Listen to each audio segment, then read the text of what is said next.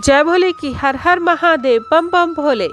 जैसा कि आप पिक्चर में देख रहे हैं कि आज हम गौ माता की कहानी और गौ माता पर चर्चा करेंगे। हिंदू धर्म में गाय का विशेष महत्व है। गाय को भगवान का स्थान दिया जाता है। गौ माता में देवी और देवताओं का वास होता है, इसलिए गाय को गाय माता कहते हैं। गाय की पूजा भी की जाती है। गाय की सेवा करने से हमें बहुत पुण्य प्राप्त होते हैं। गाय को कामधेनु कहा जाता है। भारतीय संस्कृति में गाय पूजनीय है और हिंदू शास्त्र के अनुसार गाय माता के चरणों में तीर्थ स्थान होता है। गाय को हर तरीके से सुख प्रदान करने वाली माना जाता है।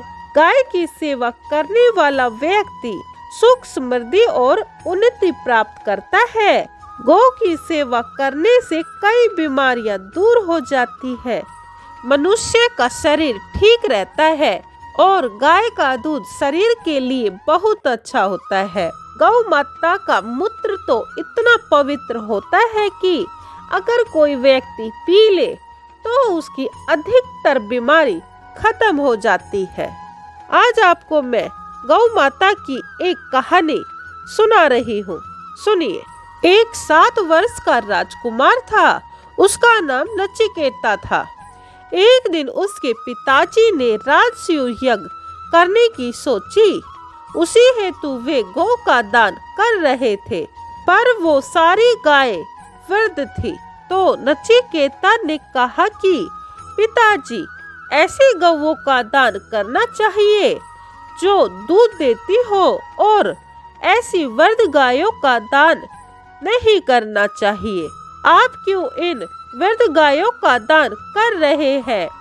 तो पिताजी ने कहा कि मैं इस यज्ञ के बाद संन्यास लेकर चला जाऊंगा और पीछे सारा राज्य तुम्हें संभालना है। मैं नहीं चाहता कि सारी बांझ गाय तेरे लिए बचे। मैं तेरे लिए दूधारू गाय रखना चाहता हूँ। मैंने वृद्ध गायों का ही दान दिया है। यह सुनकर नचिकेता ने कहा, पिताजी, आप स्वयं संन्यास लेकर जा रहे हैं, फिर भी पीछे का सोच रहे हैं। संन्यास लेने के बाद तो मैं भी आपकी संपत्ति नहीं रहूंगा। पिताजी गुस्से से लाल हो गए और कहने लगे कि अब तू मुझे सिखाएगा कि कैसे दान करना चाहिए। ठहर जा, अभी तेरा भी दान कर देता हूँ। बालक ने कहा, आप सब प्रकार से मेरे शरीर के मालिक हैं। आपको यह अधिकार है, पर मैं फिर भी कहूँगा कि आपको बूढ़ी और बीमार गायों का दान नहीं करना चाहिए। पिताजी और भी आग बबूला हो गए और बोले, आज ही अभी मैं तुझे यमराज को दान करता हूँ।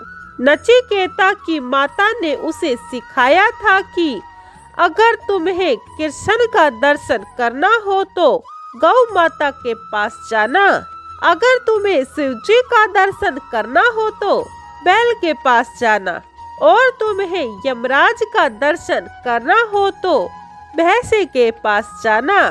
अब उसके पिताजी ने यमराज को दान कर दिया था, इसलिए वो बच्चा भूखा प्यासा भैंस के पास बैठकर यमराज को याद करता रहा। फिर कुछ दिनों बाद यमराज को तरस आ गया।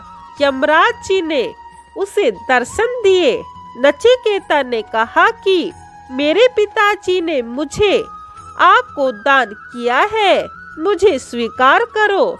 यमराज ने कहा कि बालक, तूने इतनी छोटी सी उम्र में गौ माता का मुद्दा उठाया है, इसीलिए काल भी तेरा कुछ नहीं बिगाड़ पाएगा। अब मैं तुम्हें वह ब्रह्म ज्ञान दूंगा जो बड़े बड़े तपस्वियों के लिए भी दुर्लभ है। मैं आशीर्वाद देता हूँ कि अगर कोई व्यक्ति रोगी है तो गौ माता उसके लिए वैद्य है। अगर कोई व्यक्ति भक्त है तो गौ माता उसके लिए भगवान है। अगर कोई शिष्य है तो गौ माता उसके लिए गुरु है।